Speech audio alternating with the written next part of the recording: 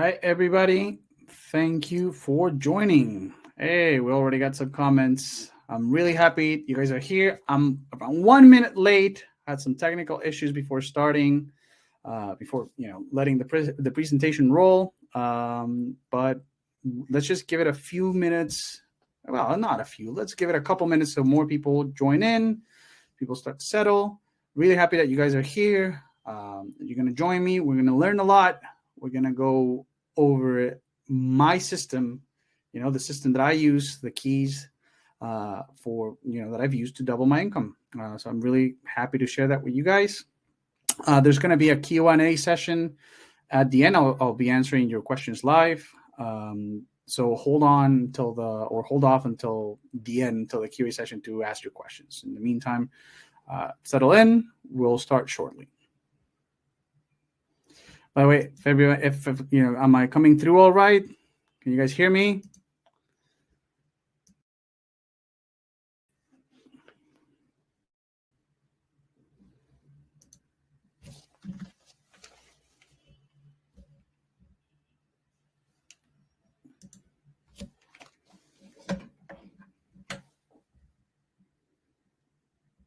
All right. People can hear me. Good. Let's give it 1 more minute so some more people join, and then we'll start. Like I said, really happy that you guys are here. We're gonna learn how to make a lot more money today. Oh, current stack. People want me to post my current stack. I can't disclose that for obvious reasons. Not even my employers know my current stack. They think I'm going to share it. Right now I'm working, I can tell you that right now I'm working 5 jobs because summer basically ended. So, the cold is settling in. So now I start to, now it makes more sense to spend more time at home. So why not spend that time making more money? All right. So it's 8:04 Central, where I'm at. So how about we get this show started? So everybody, welcome. This is the Job Stacking 101 webinar.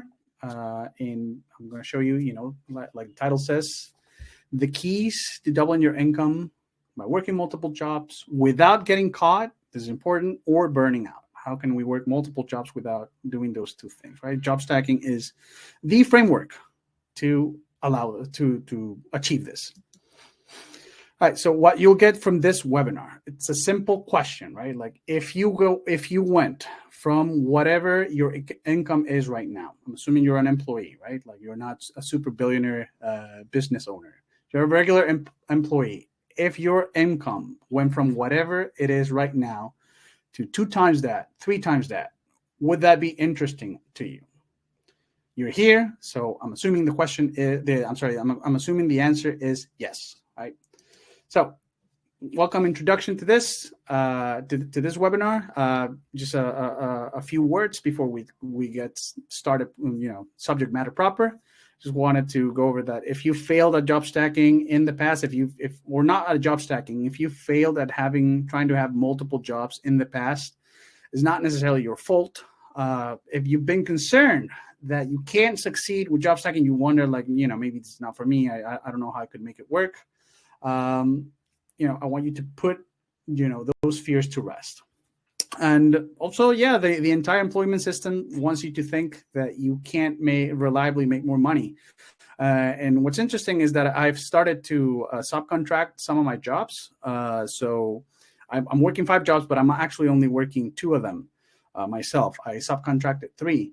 And technically, I'm an employer now of sorts. It's just kind of like, informal assigning, giving work to some colleagues, some friends.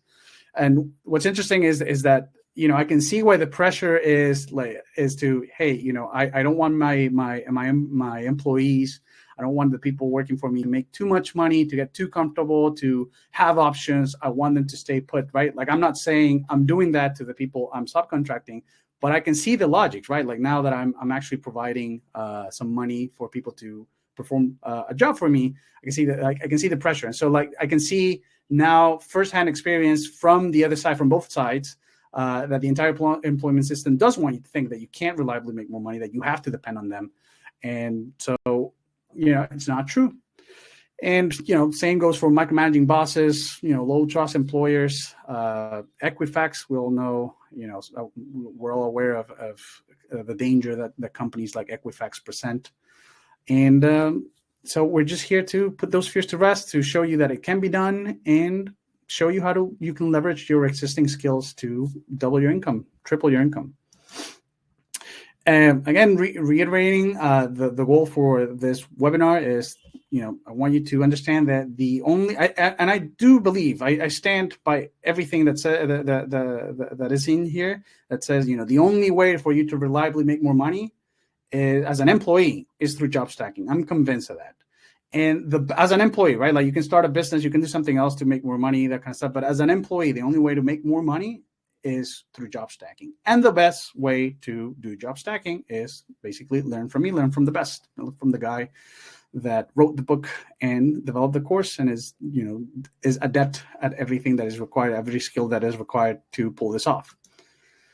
And who am I? I'm Rolf Halse, your host.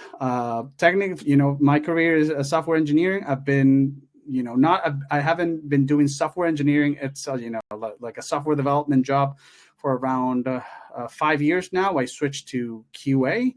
It's much better for job stacking.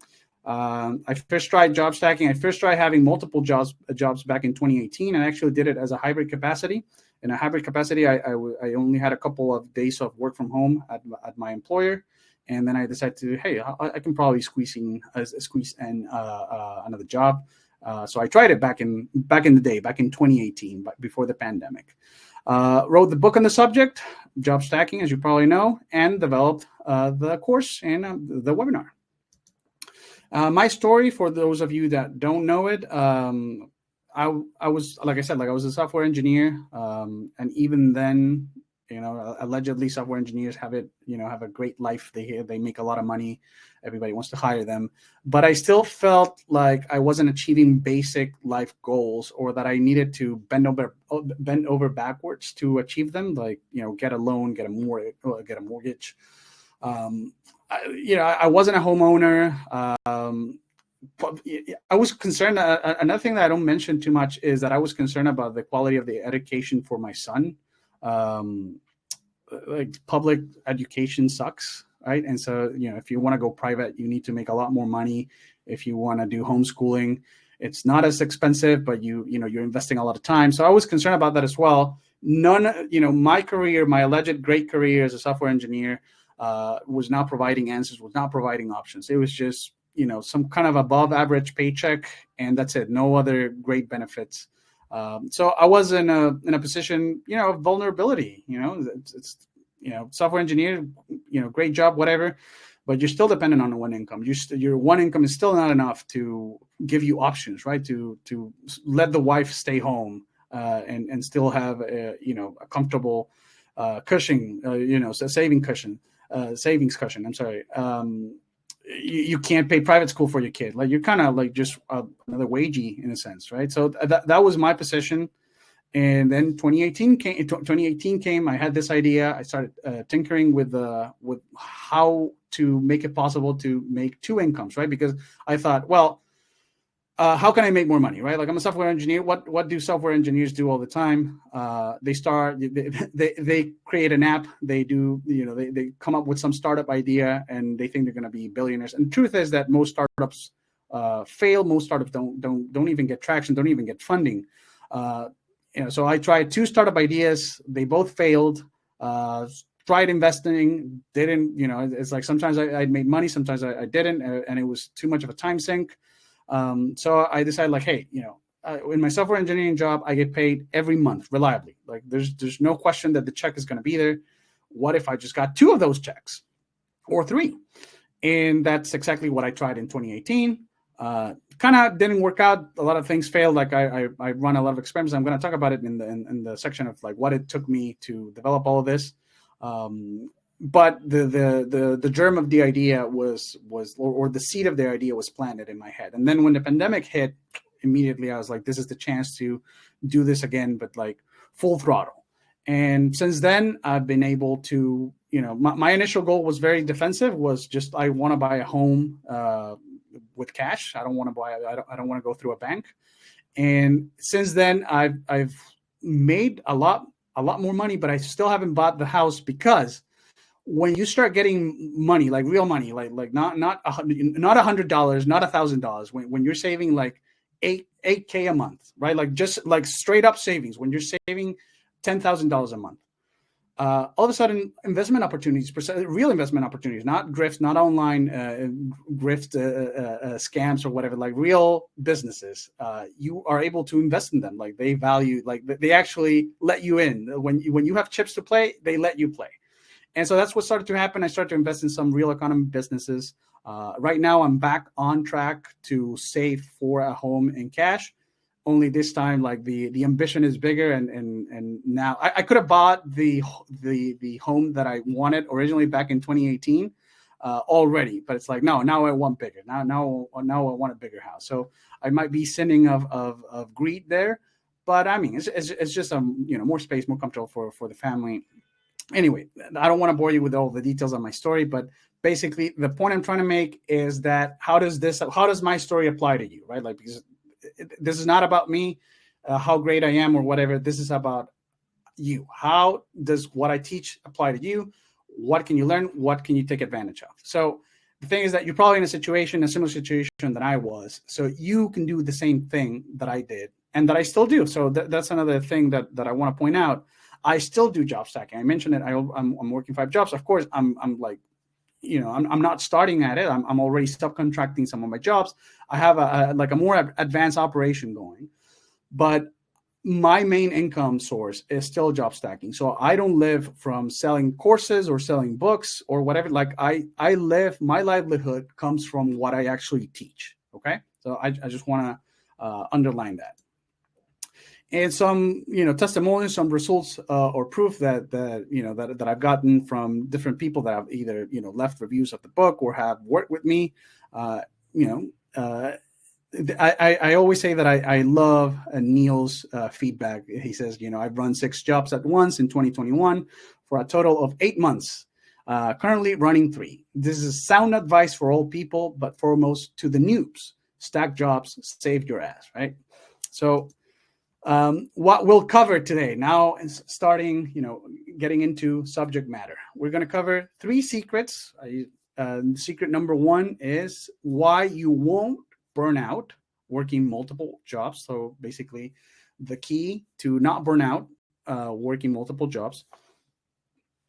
Secret number 2 is why you won't get caught working 2 or more jobs. And secret number 3 is lots of text, but it's kind of like the most straightforward. You don't need to be in tech to do job stacking. You don't need to be a software engineer to do job stacking. All right. So secret number 1, why you won't burn out working multiple jobs. Just going through some things that I've encountered, some feedback that I've been giving, some questions people ask before they actually start doing job stacking is that, some of you might be thinking job stacking only works with easy jobs. That's a question I get a lot. Like, hey dude, on my YouTube channel, hey dude, where do you get all the easy jobs that you can work 5 jobs? Like, we're going to cover that. Working 2 jobs means working 16 hours a day. That's another kind of related to the first one. And the third one, which was more common a couple of years ago, now it seems to have died down. I think people finally got the message, is that having multiple jobs is illegal or unethical, right? And so kind of like in order of prevalence as well. All right, so some background. Why you won't burn out working multiple jobs, it's because of a feature in the modern employment system or in the nature of modern work. This is something that's baked in. It's not a little trick that you have to apply in every job or at every job that you have. No, this is baked into the system, and it's something that you can take advantage of. And basically the background to this is that you're actually getting paid, you as an employee, you're getting paid to be available more than to actually perform a series of tasks. You do have to perform a series of tasks, but your main compensation is actually to be available for your employer. For your employer. And so what we are doing is that we can exploit the fact that we're paid to be available more than to perform tasks, to not burn out, not have to, have 2 jobs, 3 jobs, and not have to work, obviously 2 jobs, 16 hours, 4 jobs, 24 hours. Like, we're not going to be working 24-hour days. And some really quick, some examples of how this can be done, of how job stacking can be done. I've done it for years. My peak was 7 jobs. My minimum of 2. My minimum has been 2 jobs, and the average of 3 since 2020. I kind of give the same examples in the webinars. John in Australia, he works in compliance. He's actually like my best client. He's making more than me. And his job is like, he doesn't have daily meetings. He doesn't have, he can basically stay under the radar, and he has to just show his output or his work every couple of weeks, something like that. So he's like my best client. and he works in compliance, he doesn't work in tech. And Rolf in Mexico, he works in business administration, and he still has 4 jobs, and he currently makes around $5K per week, right? And John makes 4.6 USD per week. He makes like 7K Australian. All right, so you might also be thinking, this, job stacking will not work with a busy schedule. My job is too hard. I'm too busy. I don't think this is going to be sustainable as time goes on. Like, I'm going to burn out. You may be also thinking, hey, like, you don't know how this functions regarding taxes. Like, what about taxes? And you don't know how this will, you don't understand how this won't get you fired. And so, as you can see, like, we're still in secret one, but all the secrets are related to each other. So we'll be going back and forth into some of the points of the different secrets, because you'll see like it all weaves together. All right, so here's the truth about burning out and not being able, and having multiple jobs and having to work 8 hours a day. I'm going to dig a little bit deeper into what I said before about the nature of modern work. What I mean by the nature of modern work, is that think about a consultant or a contractor, right? Like, and think about an employer that needs tasks performed, right? Wouldn't it be more efficient for the employer to just hire contractors, hire consultants to do the task, or to hire you on a task on a per task basis, right? Like, oh, I only need to send 1 email campaign. I only need to, refactor 1 code base, refactor 1 class. I'm going to, auction this work out to 1 person. He's going to do the job, and then he's going to leave. And that's it, right? Like, and you have your network of contractors that do all this job, all this task for you, right? So the imagine employers all of a sudden change to per task, right? Like, because it sounds more efficient, right? Like, oh, I only have to pay for the job that gets done, no slacking around. I don't pay for any downtime, only for minutes worked, hours worked. Employers love that phrase. Yeah, it sounds more efficient, but then what happens if, and in theory, no contractor is beholden to any one employer. You can all contract in and out as you see fit. You can refuse to take a task. You can say like, no, I don't want to do that task, Mr. Employer. I'm not interested. Well, imagine that happens. Imagine that you as an employee, you need a task done. And you reach one of your contractors, your trustworthy contractors, and you tell them like, hey, I have this task for you. And they tell you like, no, I don't have time in my week for this task that you're assigning to me. I'm not interested. I'm getting paid. Somebody else is paying me more for the same amount of tasks. And all of a sudden, the employer finds that, the company, right? Like this business finds that they can't find anybody to perform this task, and it's urgent. Well, now they're going to have to pay more for it. It's going to be a whole problem. Like maybe they're going to need to bring in somebody else new. So now they have onboarding costs, right? So you can see that what started out as more efficient in theory, just paying per task, and not paying for any downtime, it ends up being very inconvenient. And in the long term, it ends up being a lot less efficient. Why? Because if you just paid somebody, if you just bit the bullet as a company, as an employer, and paid somebody to be available whenever work needed to be done, whenever work needs to be done, the person that you hired wouldn't be able to say no, because you hire them to, hey, I'm paying you so that when there's work to be done, you do the work. And so that's exactly the situation that modern employers and modern employees, that the modern work arrangement find themselves in. This is baked into the system. This is unavoidable. This is what we live every day at our jobs. Sometimes there's nothing to do, right? Sometimes, this is why busy work was invented, because employers do bite the bullet in that they understand that they have to pay for downtime, but they don't like this to be open, right? Like they don't like the arrangement to be that, oh, we know, like we let you know we let you do nothing while there's no work, right? So they're always kind of like coming up with work that needs to be done precisely because of this.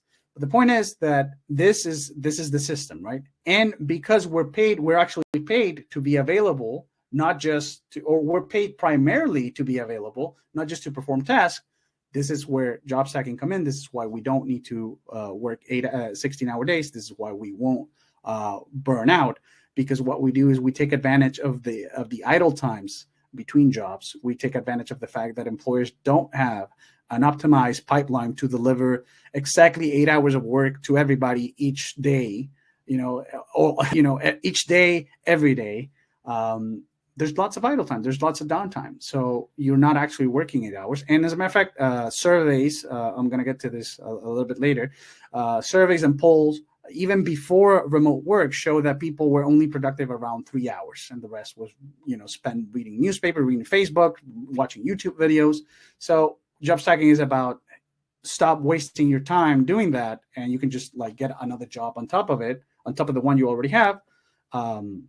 So that you exploit the idle times, and you only work around 8 hours. Or I've worked 3 jobs, 5 jobs, 7 jobs.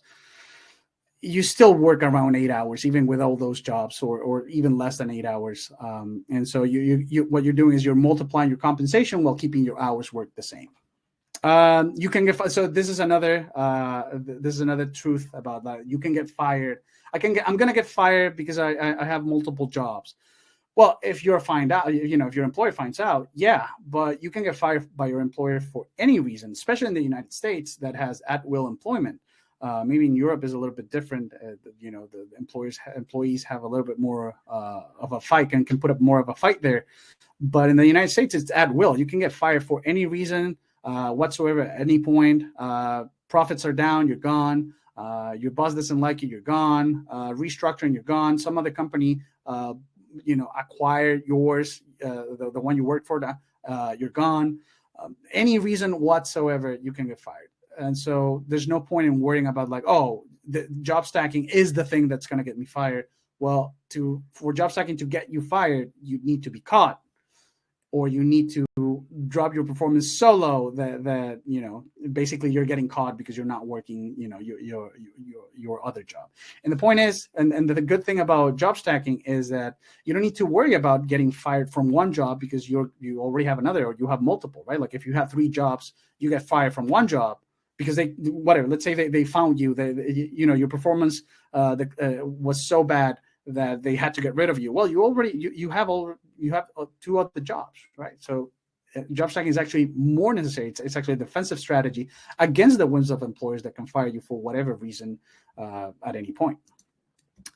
And job stacking is legal in the United States and ethical. I always advise to consult, like if you have any questions, to talk to an attorney, labor attorney, or in your area, local labor attorney, just so he can, you can get actual legal advice. What I say, it's not legal advice. This is my experience from my own research and from consulting with my own attorneys. In the United States, working multiple jobs is legal. There's no law against having multiple employers. And more importantly, it's ethical. And I'm going to get into why it's ethical later. And just a brief note about the IRS. The IRS, for those that are not from the States, is the tax authority in the States. It's very feared. It's allegedly the guys that caught the mafia, that caught Al Capone. Everybody fears the IRS in the United States. Tax season is a whole thing. Everybody's scared. The IRS doesn't care how many jobs you have. They really don't. What they care about is that you report accurately how much money you make and that you pay them the right amount, and they're off your back. They don't care if you have one job or 7 jobs. All right, let's get into secret number 2, why you won't get caught working 2 or more jobs. And this is, again, going over some questions, some issues I've seen raised by different people, is that, people think that they'll get caught. Maybe, you're one of them. You think that you'll get caught by your employer unless you execute perfectly. Like, any drop in performance, they're onto you. They're going to catch you. I couldn't possibly work 2 jobs. The other thing that the other issue that people bring up is handling multiple concurrent meetings is hard if you're not highly disciplined, right? So like they think I could never be in 2 meetings at once. I'm here to tell you that you can be in 2 meetings at once. It's not that difficult. And I'm here to teach you how, right? Like, so that's the thing. Like, you might think you can't do it. I can tell you that you can do it, and I'm going to teach you how to handle multiple meetings at the same time.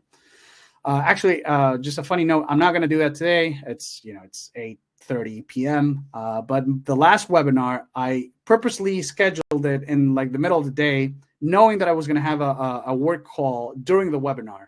And I actually took the call live on that webinar and handle the basically the 2 calls. It's like, talking in the webinar is like being in a meeting. And so I handled the 2 calls at the same time live. And you can actually find that video of me doing that, like the supercut, because it took, the call was very long, on my YouTube channel. It's one of the newest videos that I have up there. And the other thing, it's 2 twos. That's good. I need to fix that in the presentation next time. They need to be extremely good, or you need to be extremely good at what you do to manage multiple jobs. So this is something that if you go to if you go to Reddit, if you try to find online advice, or this is something that I see a lot of the time. I see a lot of gatekeepers telling people like, hey, if you're asking questions, like if you have any question at all about having multiple jobs, you shouldn't be doing it. If you don't know how to do X thing, if you're not already super proficient at your job and super disciplined, you shouldn't be having multiple jobs. You're going to give everybody a bad name, and employers are going to end remote work. It's all because of you. Like, no, lies. Like, you don't need to execute perfectly. You don't need to be super disciplined. You're not going to get caught. Okay. You don't need to be super adept at what you do to not get caught. All right. So the background of this is that we need to worry about the floor. The key is worrying about the floor of performance, not the ceiling of performance. Because, and this is something that I tell to people that come to me telling me like, my job is too hard. I'm busy all the time. Where are the easy jobs? I want the easy job so I can do job stacking. And the answer is that your job is already probably easy. You're just too invested in it, right? So what you need to start doing is realizing that we get paid by the hour. We don't get paid by tasks completed. So there's no reason to work more if you're just going to get paid the same. And this is also part of the logic of why you won't burn out. Like I said, like all the secrets are connected. So worry about the ceiling of performance. Worry about what you have to do is figure out the lowest amount of performance or productivity that you can get away with without getting in trouble in your employer, and drop the ceiling. Like, forget about, like, you can always give them more, right? Like if you have they'll take whatever you give them for free. So don't give them stuff for free. Just start figuring out how to figure out what's the lowest amount of productivity that you can get that you can give your employer without getting in trouble. And you'd be surprised that employers are actually happy with a lot less productivity than you might think. But of course, the key is don't get in trouble. So this is what I was hinting at before. Labor statistics show that most people are productive only around 3 hours. And the other 5 are spent, not being productive. So, like I said, employers are actually happy because why are employers happy with a low productivity? Because they're not paying you to be productive. They're paying you to be available. Again, it all ties together. So if you are one of these people that, you were seeking online advice and you were greeted by the gatekeepers telling you that, hey, you can't do this. And so you thought, I'm not capable of being in 2 meetings at once. I can't handle the workload of multiple jobs, and I'm not organized or disciplined enough. Well, let me tell you, like I said, we already don't spend most of the day most of the workday doing actual work-related tasks. There's the studies. If you do some introspection, you search your heart, you said your feelings. You know this to be true, right? And this is something that I tell people that are over-invested in their job. You have to stop caring, in a sense, right? Like you have to care enough to not get fired, but you don't have to be so invested in your job. Like employers are happy with a minimum. So figure out the minimum and give them that. You don't need to be super efficient or productive. Again, the same concept. Just a minimum of productivity is enough.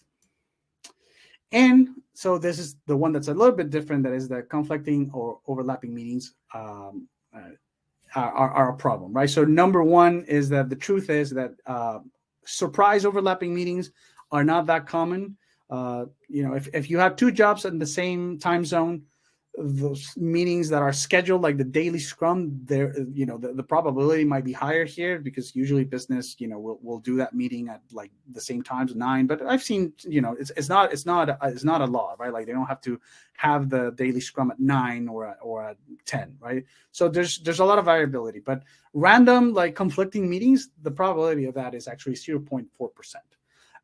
But if they do happen, which sometimes they do, and you have to deal with the fact of the schedule meetings that might have constant conflicts, like daily scrums. Managing them is actually simple, and this is in the course I go in depth about types of meetings, right? Because there are different types of meetings. For instance, in the book and in the course, I mentioned that there are the distinction between active meetings and passive meetings and semi-active meetings or semi-passive meetings, right? And so, for instance, for me, this is an active meeting because I'm presenting, right? Like there's no way my presence is not required in this meeting with you guys. But for you, this webinar is a passive meeting. You're not participating actively, right? Like you're going to ask me questions at the end, but right now I'm not like, hey, John, tell me what you think of this, right? Like, and you have to turn on your camera. So imagine, handling 2 active meetings, right? Like handling 2 meetings where you have to present, where you have to share your screen, where you have to be engaged is different than having 2 meetings like how you're experiencing this webinar, which is, you're just listening. So the key, I go in depth in the course how to handle conflicting meetings, but one of the keys is simply just let me tell you, and this is what I did in the previous webinar. You train yourself basically, like if you have 2 active meetings, if you have 2 conflicts, you reschedule, right? Like, and so the paradox of meetings is that the more your presence is required in a meeting, the more important your presence is, the more power you have over the schedule, right? So I set the schedule. Again, I'm in an active meeting right now with you guys, an active call. Who set the schedule? I set it, right? Like you guys didn't get to choose when the webinar was. I chose it, right? So if it's not convenient, if this time was not convenient for me, I wouldn't have scheduled it. So imagine, so you have that power over your schedule when the call or the meeting is active, where your participation is required. And then in the course, I teach you, common excuses, so you don't have to lie, and you don't create a pattern, because that's another thing that's important, is that you don't want to create a pattern of behavior where you're always sneaking out of meetings or rescheduling them using the same excuse or the same pattern of behavior. Like they always schedule a call this time, this day, and you're never available, right? Like, so I teach you how to avoid those things, how to avoid creating red flags with your employers as you handle the conflicting meetings, right? But if for instance, if that's the case of active meetings, but if it's a passive or semi-passive meeting, or semi-active, where you're just listening most of the time, well, that's a lot easier, right? And again, I go in the course, teach, some exercises. You got to learn how to pick up your name being called, how to pick up on the signals of like, oh, it might be my turn to speak, right? Anyway, this has gone for long enough. This thing on conflicting meetings. And background checks are not an issue. So this is something, another issue that comes up. People are very worried about background checks. And so I want to, quick word. Again, on my YouTube channel, you can find videos on background checks and what they're not an issue and what you can do. And the course also goes in depth about what background checks entail and what different background check companies there are and what you can do about them. But usually background checks are different from employment checks. Most companies go through the basic employment checks cost more. I'm actually working on a video where I'm going to be on a call with one of these companies. I'm going to, pretend I'm like a serious employer trying to hire their services. And I'm going to basically ask them all the questions. So, you have it on video from the horse's mouth, what it entails, right? But that's due soon. So, remember to subscribe to my YouTube channel and follow me on Twitter. So that you can get that content when it comes out. But right now, what I want to tell you is it's not an issue. They don't go deep into your employment history, even if they pay for it. It's all even if employers pay for the employment check, it's all may find out. Like it's not certain. Like they have to churn those companies have to churn those reports fast. So they have no time. You're not the center of the world, right? Like you're not the center of the world. If you were like the new CEO, yeah, they would really research your background, right? Assuming maybe they don't, right? I've never been a CEO, but one might assume, that the guy on top gets a lot of checks, right? Of background checks, but you're just another guy. You're just another cog in the machine. So they're not going to go deep into it. They don't have time. They got to get the onboarding process going.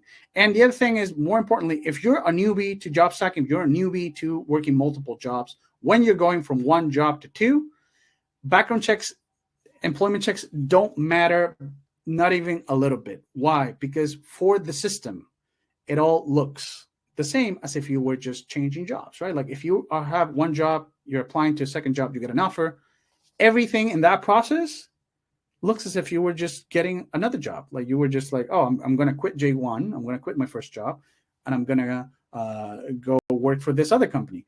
So you get the difference is that you're going to get the offer. Everything's going to be okay. No red flags, all green flags. And then you start working for job number two and you don't quit job number one. And that's when, the system, if they found out, which they're not, it's going to be a problem, right? Like when you don't quit J1. But in the meantime, everything in the process between you applying for J2, interviewing, and then they extend you the offer, and you actually signing, and you get your start date. It all for the system. It all looks normal. There's no possible red flags, right? So background checks are something to start thinking about when you want to go for more than two jobs, right? Like when an employment check might reveal that you have two other employers or that your employment dates are different than you claim on your CV. It's not really an issue either. It doesn't stop you. Like I said, like I've done this for years. Plenty of people have done it for years as well. Worked with tons of people in different industries. So far it hasn't been an issue. The other thing that you need to think about is that at worst, let's say they find out that it's not as you were saying, you're probably just gonna not get that other job you were applying for. It's not going to cost you your other jobs. Okay. But anyway, the course tells you how to deal with this, how to deal with background checks. And yeah, so this is the conclusion. It's very hard, not impossible for an employer to catch you having multiple jobs if you apply the job stacking framework, if you follow my advice. I've never been caught. I've been fired for low performance.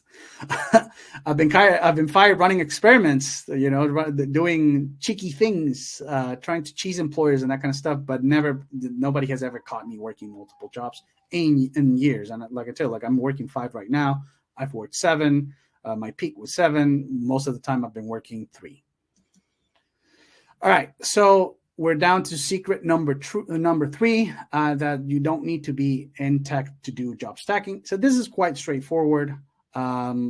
job stacking, a lot of people, this is how it started, because a lot of people think that having this idea of having multiple jobs is only for tech, because it started in tech, in a sense, right? Like the big posting online. I'm in tech, right? Like I'm a software engineer.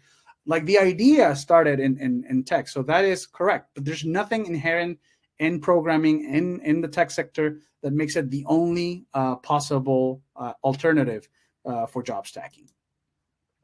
I already said this. There's nothing inherent in tech. As a matter of fact, the only advantage tech has over other fields is, or was before the layoffs, the availability of jobs. So that's the only thing that tech had over other fields regarding job stacking. But now with the layoffs, now it's getting hard for software engineers to actually get jobs. So they're on equal footing as everybody else now. And yeah, some examples. I've worked with people in compliance. I already talked about my Australian dude working in compliance, insurance also, design, business, sales, accounting, marketing. That's another big one. Marketing lends itself very well for job stacking, and maybe I'll do a video of why later. Data analysis. That's another big one. I get a lot of questions about data analysis, data analytics, data engineering. That's also that's technically tech, but it's a good job for job stacking. And so this is the truth of the matter. If your job can be done remotely, you can do job stacking. That's the long and short of it. Like there's nothing in tech that makes it the only candidate. I already said this. And so some people might also be thinking, like, I don't know how to get started, right? So this is now where the fundamental job stacking online course comes in. This is where I come in, right? Fundamental job stacking. Listen, like this slide, it says a lot of words. It helps you reliably make more money. Yes, it can double your income. I mean, not the course itself, but the things that you will apply after you're done with the course. Job stacking is the framework that allows, and the fundamental job stacking course is the vehicle, right, to learn all this. But job stacking is the framework to learn how to manage, how to work multiple full-time jobs without having to burn out, without working 16-hour days, and without getting caught. Okay, and so this knowledge is what the fundamental job stacking course teaches it, what it's all about. This works for, again, people of all sorts of fields that can work remotely, not just tech. And, now let's address a little bit of like, well, if you're still wondering, is this unethical? Because I said I was going to get deeper into that later. And, will this hurt employers? Like, is our our actions hurting employers? And, let's address that one first. No, we're not hurting employers. The point of job stacking is not to get revenge on your oppressors or anything of the sort. We're just working. This is just labor. Okay. We're just playing by the same rules. Like we're not even playing by our own rules. Like, whoa, devil may care, that kind of stuff. Like, no. We're applying the same rules that businesses apply to themselves and with themselves. Like when they do business to business, the same rules. So for instance, what do I mean by this? For instance, I'm subcontracting some of my jobs, right? The work is getting done. Like the employer is getting his task, his little check marks completed, like progress is being made. It's just subcontracted. Well, another one of my employees, why is this a problem, right? Well, employers subcontract work all the time, right? Like I have one of my employers is like 3 levels of subcontracting. It's like I'm not going to say the final client, some final client, Google, right? Like so this final client, this subcontracted or not subcontracted. The final client contracted Google. Google subcontracted one to one level, and then the Google subcontractor subcontracted even more, subcontracted again, and I'm working at the 3rd level of subcontracting. So what did I do? I added another layer of subcontracting. I gave my job. I gave that job to one of my friends, right? So why is that wrong, right? Like it is what businesses already do. Working multiple jobs, right? Like why why is that what businesses do? Well, suppose you're gonna hire Verizon or some other company, like you're gonna pay for Disney Plus. Like, so you're gonna pay for Disney Plus. You pay your monthly fee, your subscription, right? Disney Plus provides the service of giving you, not giving you the Disney Vault, of giving you whatever their crappy Disney programs, right? Like you're getting that online. You paid for that service, right? Like you're paying Disney Plus to provide that service to you, to provide the streaming service. All right, so now imagine that you go to Disney Plus and you say, hey, Disney Plus, I'm paying you for this service. So now I don't want you servicing, I don't want you to offer your streaming services to anybody else, right? I'm not going to give you more money. I'm not going to buy you out. And I'm just going to I'm just going to pay you what we agreed each month for you to provide the service, but you're now going to provide the service exclusively to me. That's ridiculous, right? Like Disney Plus wants to sell its services, and any company wants to sell their services to as many people as can afford them, right?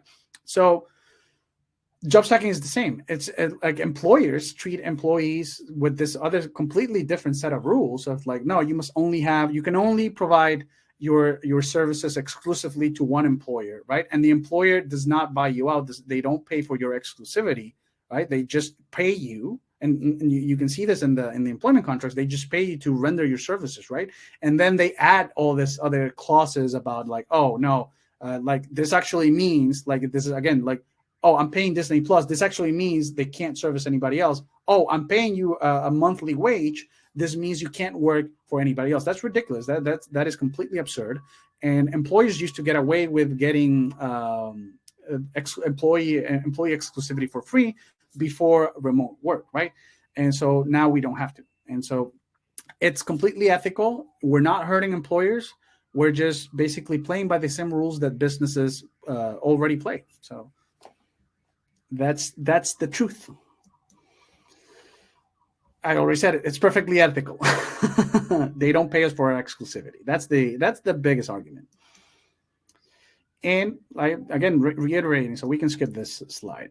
All right, so back to what you get.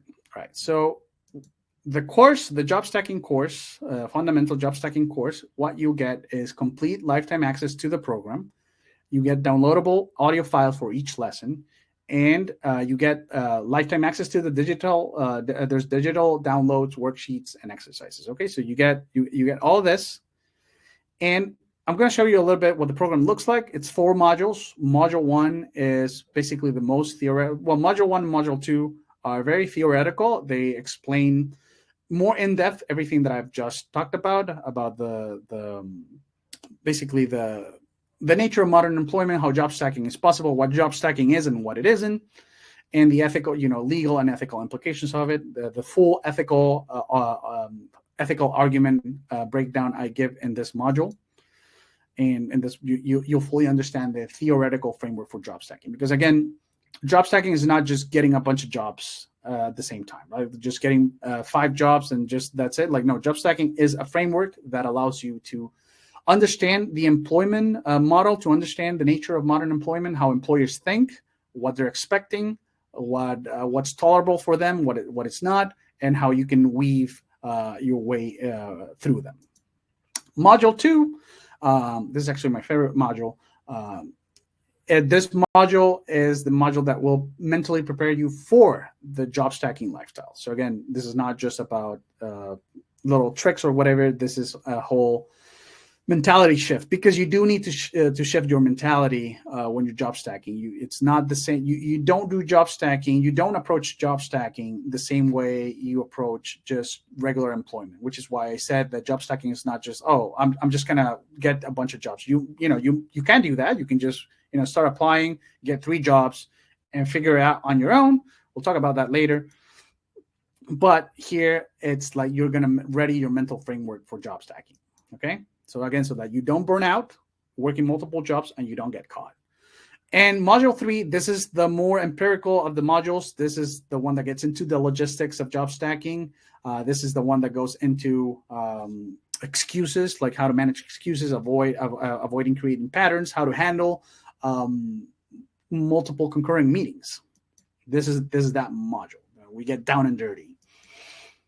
Module 4 is the closing module. It has a we kind of go back to theory, but it's kind of mixed. It's theoretical and empirical in some sense. This is the one where we come up with the strategies. Right now, we have the building blocks. We understand what job stacking looks like. Let's say in the trenches. Now we can kind of zoom out, like the general, like an officer, like a captain in a war, and kind of start understanding what high level approaches we can take. For instance, I talked about strategy. So, for instance, one strategy is that you suppose that you're like a very high senior individual, right? And you don't have to job stack jobs with the same seniority. You can get multiple junior, you can get junior jobs or less senior positions, stack those, and that's a strategy, right? Like you also get, long-term strategies, job stacking, sustainable job stacking. And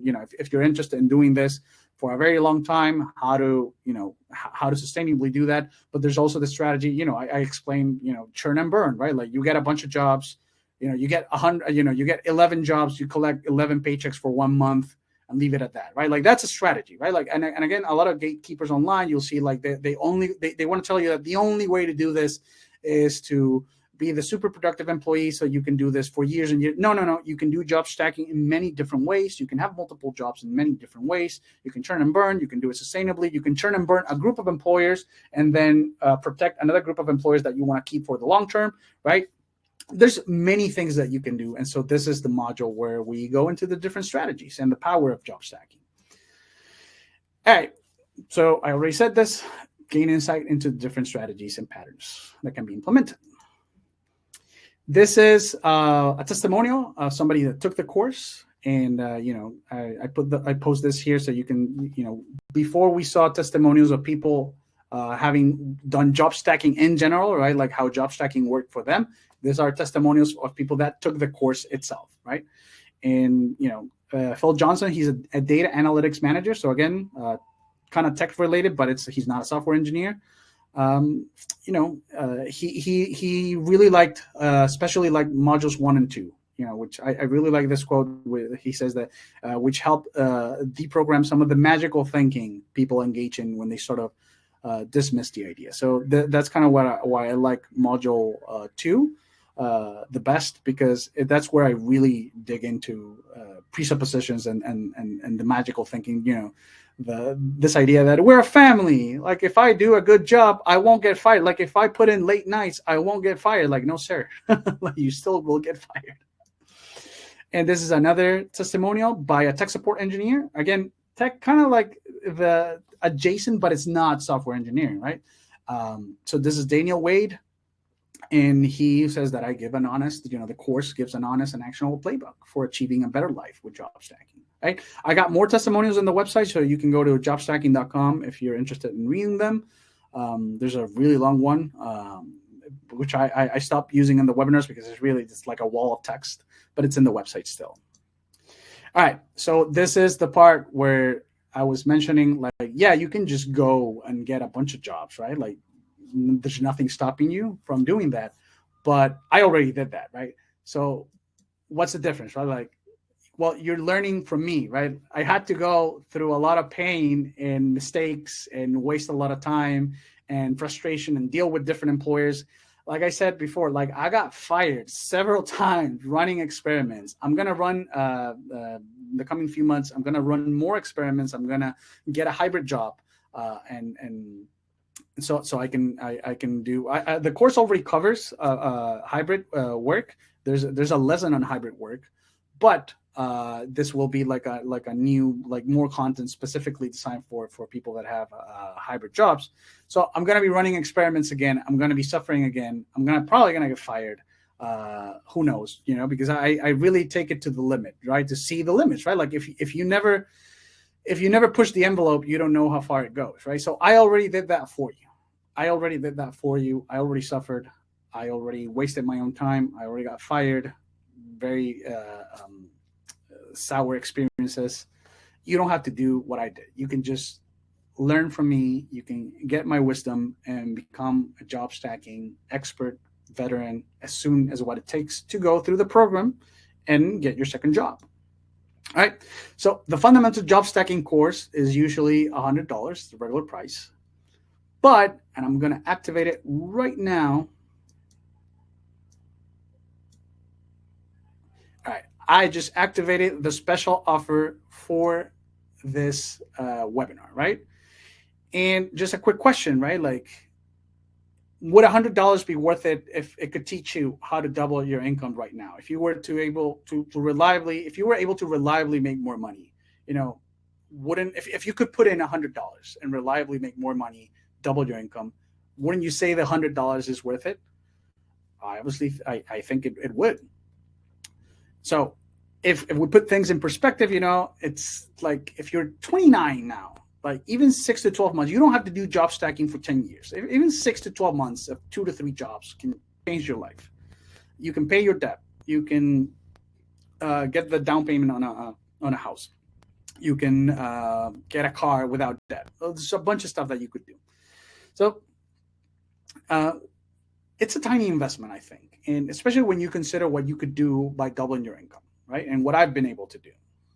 You could make, and this is no joke. Like job stacking puts making millions of dollars on the table, right? Like it's not necessarily like it's going to guarantee that you're going to make millions of dollars, but it puts it on the table in a time span that is workable for you, that it makes sense for you, right? Like because I often hear like finance experts say like, oh, the average person will make $2 million through their lifetime. It's like, yeah, $2 million divided over 40, 50 years of working, right? Like you're not actually getting, you're not enjoying a million, $2 million.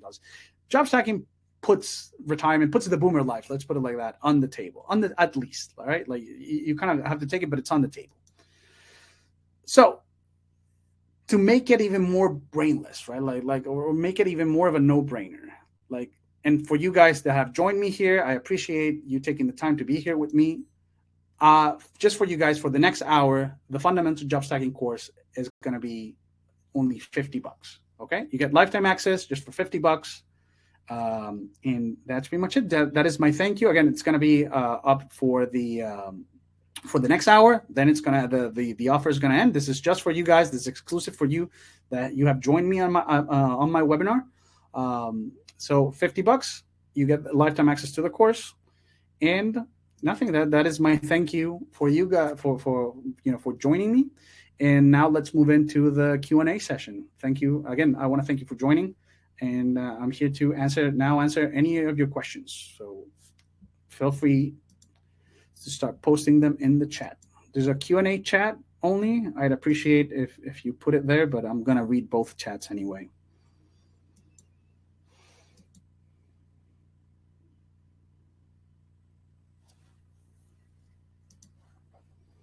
All right.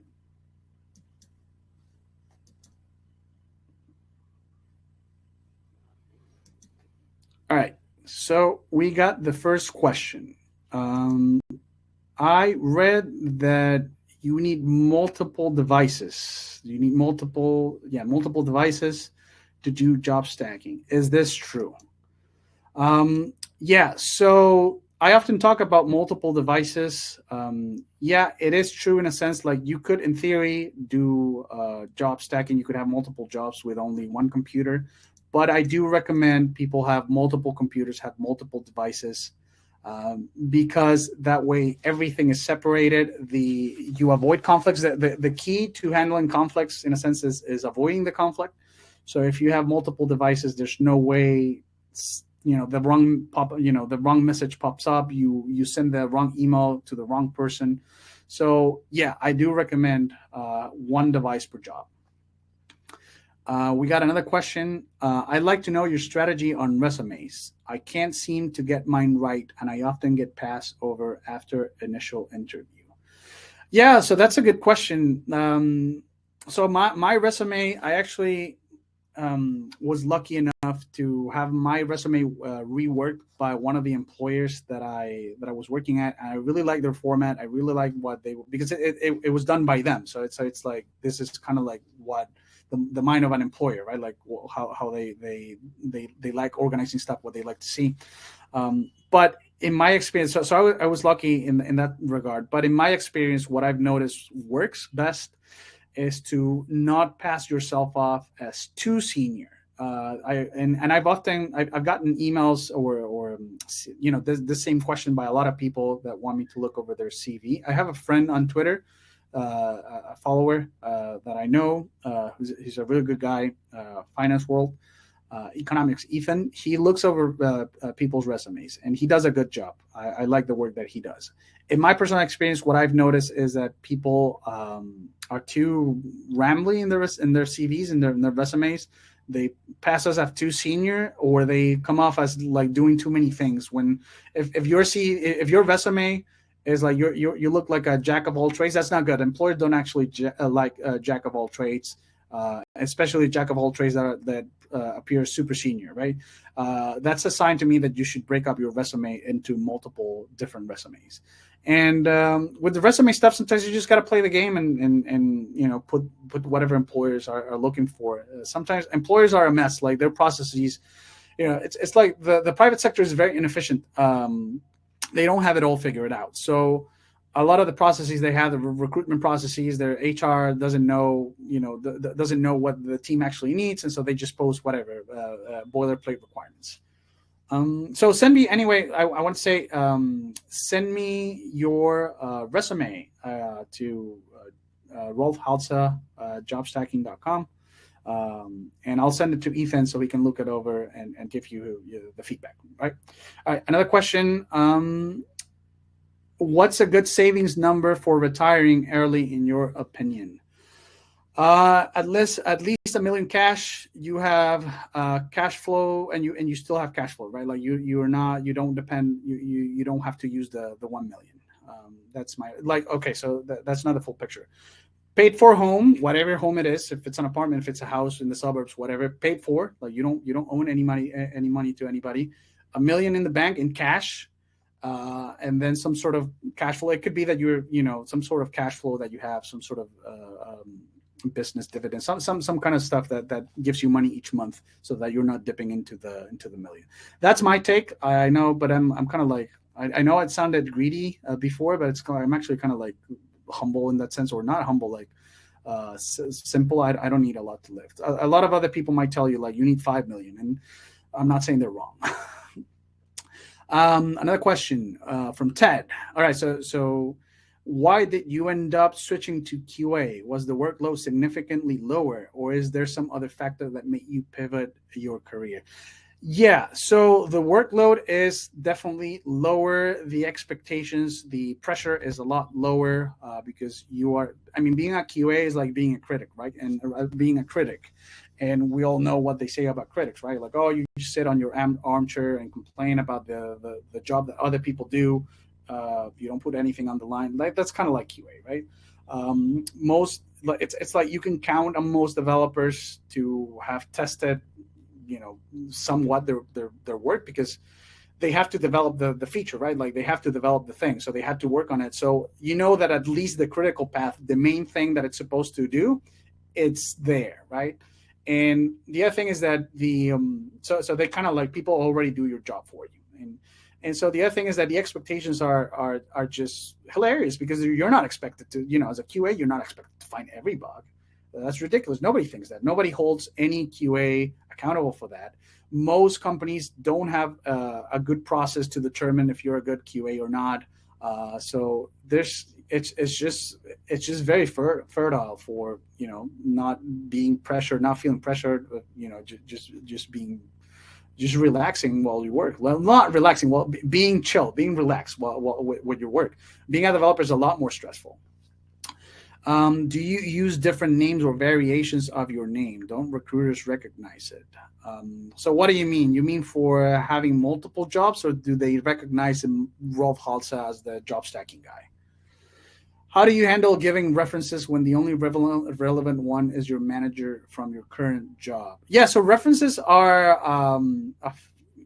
a thing are a boomer thing, right? Like references are a relic, or a boomer relic, or are a relic of a bygone era. I shouldn't say boomer relic of a bygone era. If they're a boomer relic, they're of the era of the boomers, right? Like references are for when you could walk in someplace and give a firm handshake and hand over your your references, and they'd hire you, right? It's like, what's the point of and this shows you, right? Like what I was talking about, the employers being inefficient. They don't know what they're doing. Like they just go with the flow. It's like, what's the point of paying for background checks and even employment checks, and you're also gonna get references, right? Anytime I've been asked for references, I just ask a friend, like, hey, this employer needs me to provide references. Can you be a reference for me? And yeah, they always say yeah. I mean, I've even been witness of like the employer, the prospective employer emails my friend, and my friend sends me the email, and this is what they're asking. What do you want me to tell? And like, I write my own reference and like, hey, tell them this, and they send them. I actually got a pretty prestigious job at a I mean, not the job is not prestigious. I got a job at a very prestigious company recently, and that's exactly what happened. They asked for references, 3 references, 2 managers, 1 coworker. I asked 3 friends. One of them was actually an ex-manager. We remained friends. But like, completely irrelevant. I just asked them like, hey, fill this out for me. They all send me the email with the reference number, with what the employer was asking. I have used a burner phone and use a fake voice to give myself a job reference. Well, that works as well, right? Like, I've never had I've never had to do that. That's pretty funny. That can work. But that just shows you, right? Like, burner phone, fake voice. This is pointless. The references are pointless. Don't worry about them. Have your friend be your reference. Get a voice changer, be your own reference.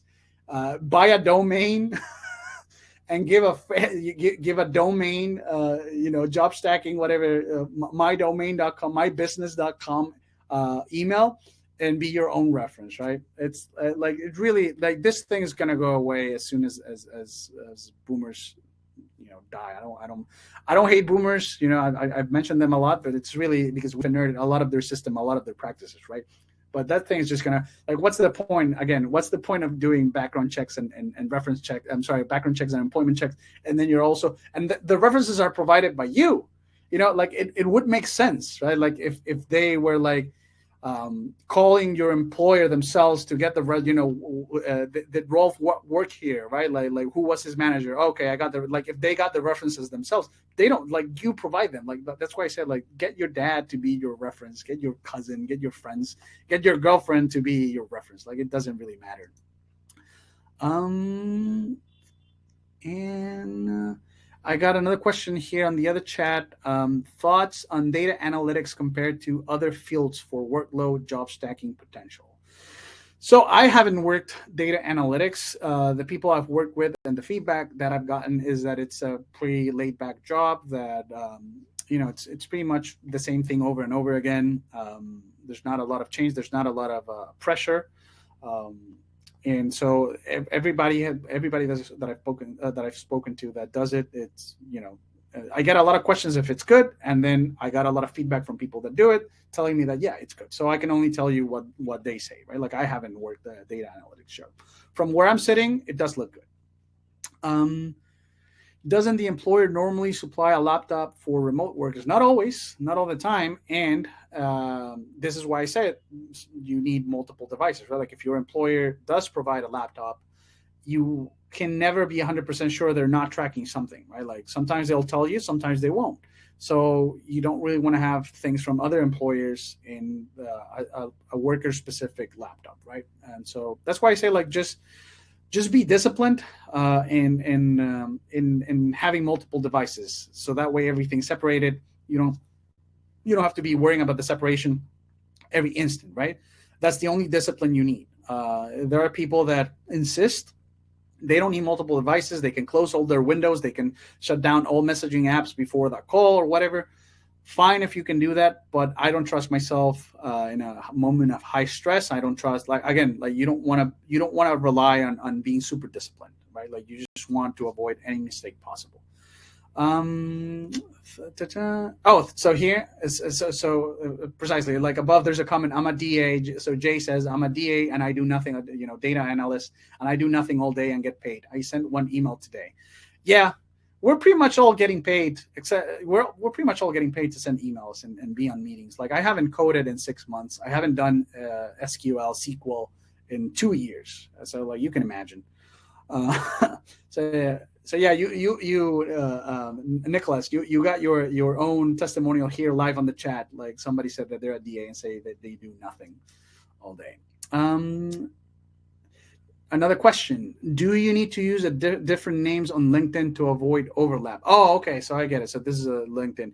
Yes, if you're gonna have multiple LinkedIn profiles, I suggest using different names. I also suggest.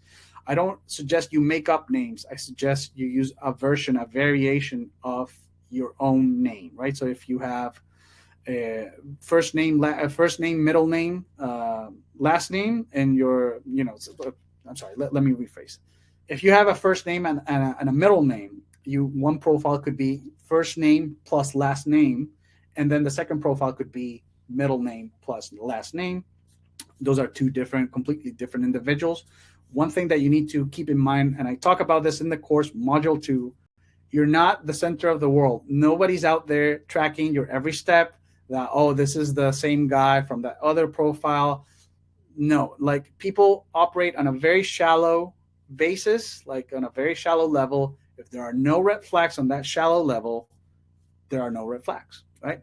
So, but yeah, I'd recommend you use your real name, just different versions, because you don't want to keep up having react to fake names. Like you're gonna forget about your fake name. It's not your name. So use your real name. It's just that play with it.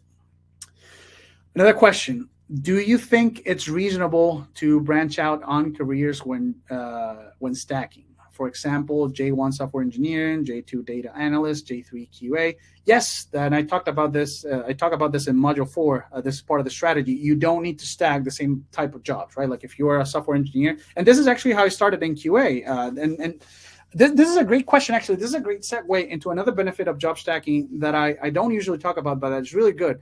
I was able to switch from software engineering to QA because I was job stacking.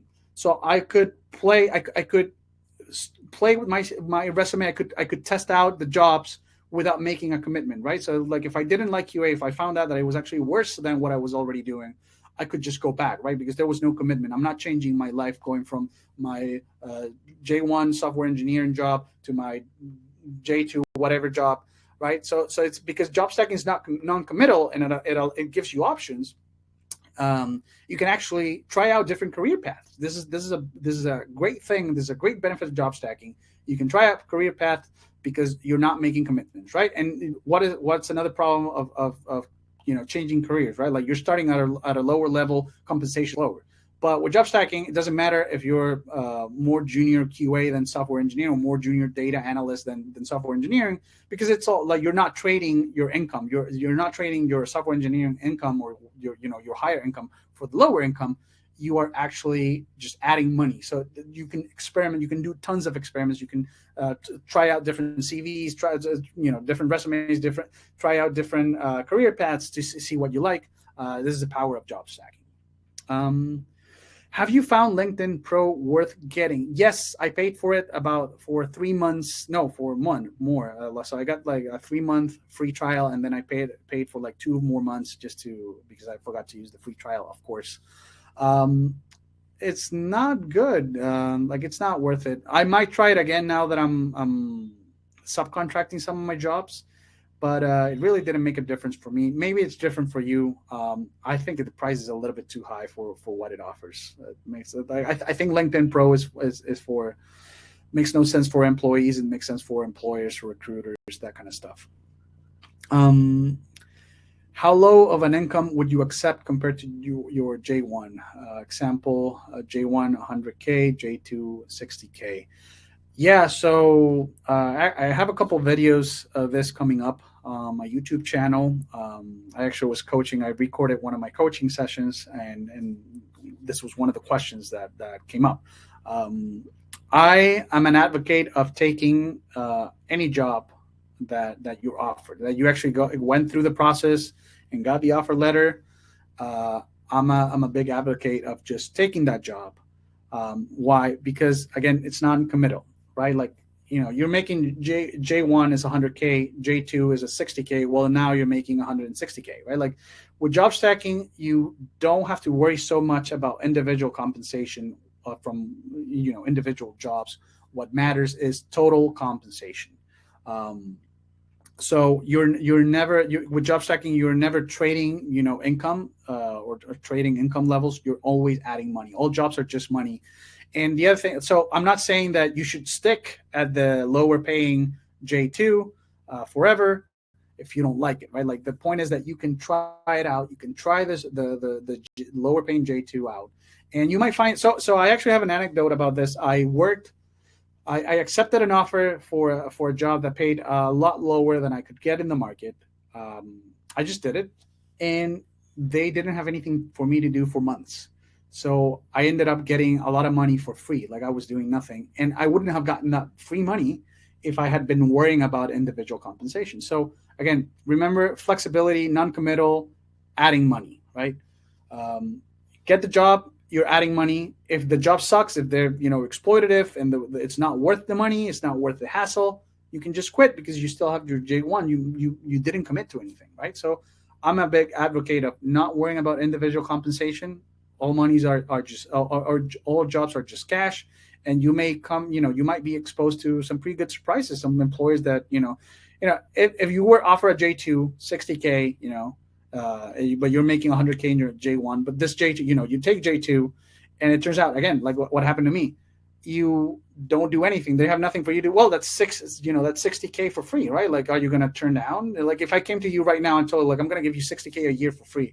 Like, would you be like, oh, no, because my job is 100K and I must make more than 100K? No, like you would take the 60K. So think about it like that. It's like, this is an opportunity for me. I might be getting money for free, right? And then you go in, you work the job, you find out, oh, wait a second, this is what, the stress and the pain of this job is not worth 60K. You just quit and go back to J1. You're in the same situation you were. Another question. Can you elaborate more on subcontracting your work? Most software engineering jobs I've had have provided a work laptop, so it seems difficult to pull off having a subcontractor. Yeah, so what I'm doing is I'm giving the jobs out to close friends that are obviously colleagues. They're in the same field that I do. So I'm kind of in the phase of doing business where it's all like high trust, where we all trust each other. I trust them.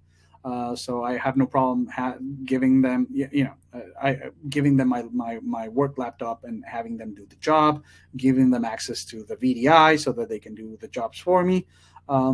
Right, but like I said, this is something that I'm doing, and this is something that if you're going to do it, requires some planning. It requires some thinking. It's not just like, oh, I'm just going to subcontract my work. You see a lot of like bravado online of people like just posting stuff, right? Like, oh, I automated my job. Oh, I subcontracted all my work to India. It's like, well, how long is, like, yeah, okay. How long is that going to, and no, I'm not knocking India or anything of the sorts. It's the fact that it's like, well, it's people half across the world. You don't really know them. I like keeping things like Lindy. I like keeping things, what's the word? Like artisanal, I like to keep things local, right? And so I started out subcontracting work to my friends, right? So there's people I trust, my utmost trust.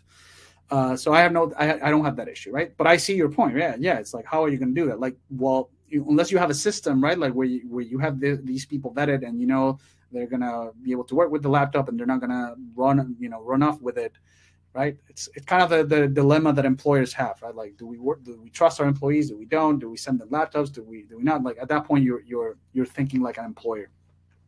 I'm sorry, I said employees before. I said I meant employers, right? So maybe try out if you want to go the subcontracting route. Try out first with some of your friends, some people you trust, and then because once you start once you start venturing outside of people you trust, it's like how you're going to vet them. You got to be on top of the people. It's kind of like you become a manager, right? Like your stress is now like, are you doing the work, right? So yeah, just keep that in mind. Another question: do we even need LinkedIn? I put my profile into hibernation to prep for job stacking. I did this because I have a very unique, uncommon last name and don't want to risk detection. Hmm. Could you use your mother's maiden name or something like that? Something that it's like like Hispanics have like four names, like they have first name, middle name, last name, second last name, third last name. Could you pull out one or another less usual last name, right? Like so that you don't have to put your LinkedIn for in hibernation. But do you even need LinkedIn? You don't need it. Like no, LinkedIn is not needed. There's other websites that have job postings, allow you to have remote work. LinkedIn is like a nice to have. Most people have their LinkedIn, so it's like a common thing that comes up. Lots of questions about LinkedIn, but no, it's not necessarily like I said in the course. Like I say in the course, and I always say when I'm asked, LinkedIn is not a legally binding document. It's not like a government ID. You don't have to have it, and when you have it, you are not obligated to put every single detail of your life there under pain of perjury and jail. Like no, it's just a website. It's just like people put up a facade on Instagram. You can put up a facade on LinkedIn, whatever's more convenient to you, right? Like again, I don't advocate people lying, but there's a lot of things you can do with truth that benefit you. You don't have to be totally forthcoming all the time, everywhere. Another question: what do you do when coworkers try adding you on LinkedIn? Ignore. So you could ignore them. I've done that in the past. I don't think that's a big deal. You could just leave the invitation there, not even ignore them. I mean, well, when you say ignore, like there's an ignore button, but you could not press that button and actually just literally ignore the invitation. But my LinkedIn is not a problem. I usually just accept everybody because I don't have my main employer there. And so like it doesn't matter. And if they ask, I just tell them like my LinkedIn is not up to date, which is true. My LinkedIn is not up to date. It has a very outdated information.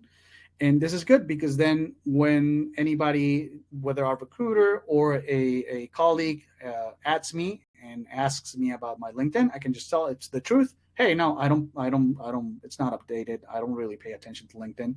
So this is, just a tip for LinkedIn. If you want to go this route, you're posting on LinkedIn, you have to stop posting because you can't say you don't pay attention to LinkedIn when you're posting there and you're engaged every day. So my LinkedIn is kind of like a museum. Like I don't touch it. I just interact via DMs with recruiters.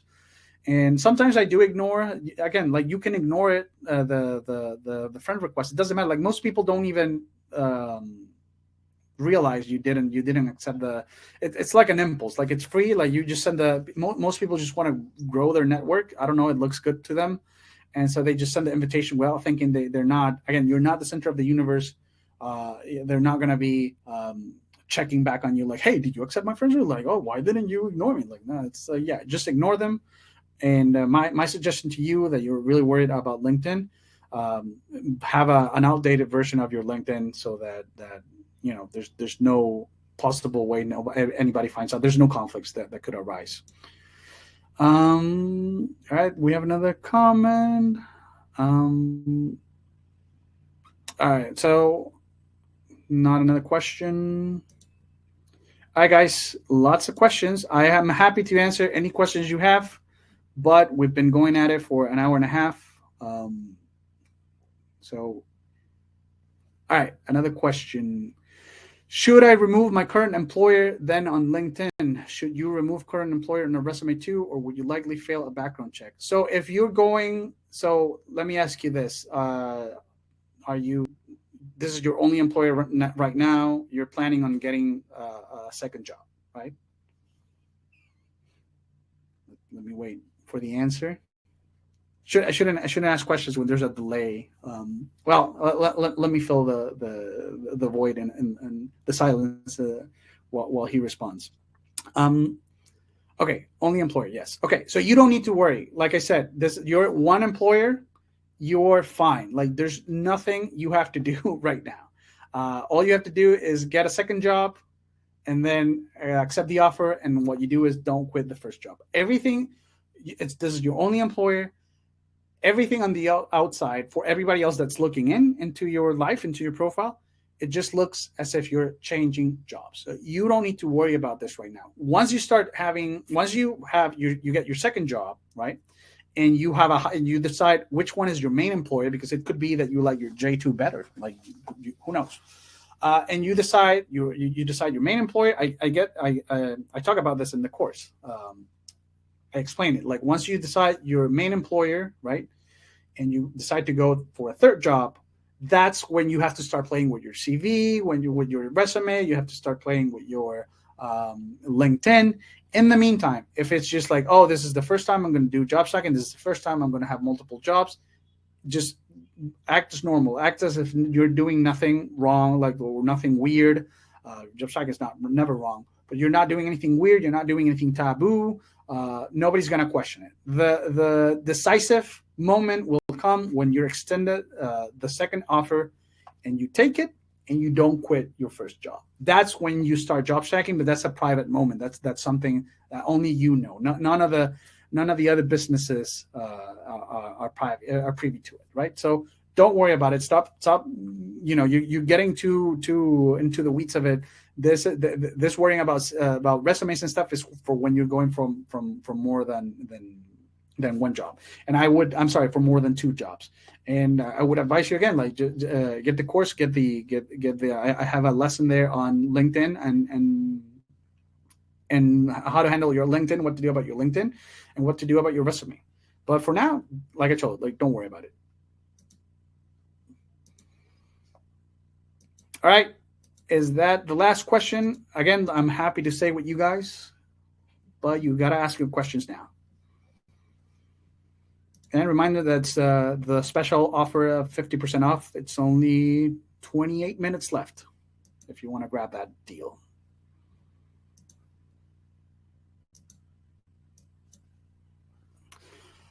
So just pretend I still work for my previous company. I haven't worked for them in 2 years. I don't get it. Like, if you only have one job, you don't have to worry. Like, you can just have that job that you have right now. But if you're worried, pretend that you still work for your previous company. That's what I do. I've been at the same for LinkedIn. I've been at the same employer for since 2020. So about 3 years. No, not about 3 years. About 4 years. But like I told you, don't, if you're just going for your second job right now, you can just use you can just use your current job. There's no problems. Nothing's going to happen. No, somebody has to go, and have to go now. Thanks for this webinar. It was great. No, thank you for joining us, and joining me, and I guess joining us. We're a community here. But no, thank you for joining, man. Your questions were good. I appreciate it. All right, so I'm going to give it a couple seconds more before I close down the webinar. In the meantime, I want to thank all of you guys for coming. This has been great. You have been a great audience. Lots of questions. Love that. And that's what I'm here for, to answer any questions you may have. Remember, you're not necessarily always going to have me to answer your questions. So get the course, lifetime access. And you can always, if you're interested, I also offer the in-depth job stacking course. That's part of the offer that comes with 3 coaching sessions included, right? So if you still feel like you need individual help, you can you can get that with the 3 coaching sessions. And you can find me also on Twitter at Rolf Halza. I'm also on Instagram, but that's job stacking. So I should unify my brand, right? Because in some places I'm Rolf Halza, and in others it's the account is job stacking, but it's all me. Instagram, TikTok, gotta, how you do, fellow Zoomers, gotta have the TikToks. But I'm mostly active. I post in all of them. They're all up to date, but on Twitter, you can interact directly with me. And on YouTube as well. I have a YouTube channel. that is also with my name, Rolf Halsen. So you can interact with me in all those social media sites. You can email me at rolfhalse@jobstacking.com. And you can schedule coaching sessions. And that's it. Thank you for joining. I don't see any more questions. All right. So thank you, guys. Thank you, everybody. And I'll see you in the next webinar. Bye.